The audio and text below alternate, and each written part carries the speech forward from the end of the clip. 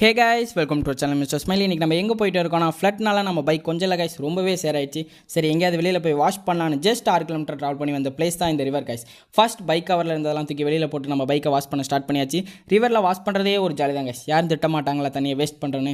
ரிவரில் கொஞ்சம் தண்ணி கலங்களாக தான் கைஸ் வருது, பட் வாஷ் பண்ணுறதுக்கு இது கரெக்ட் தான் கைஸ். நம்ம வாஷ் பண்ணுறதுக்கு என்னெல்லாம் கொண்டு வந்திருக்கோம்னா ஒரு ஷாம்பு, அப்புறம் ஒரு மக், அப்புறம் நாத்தம் பிடிச்ச துணி கைஸ். இதை வச்சு தான் நம்ம வாஷ் பண்ண ஸ்டார்ட் பண்ண முடிச்சாச்சு.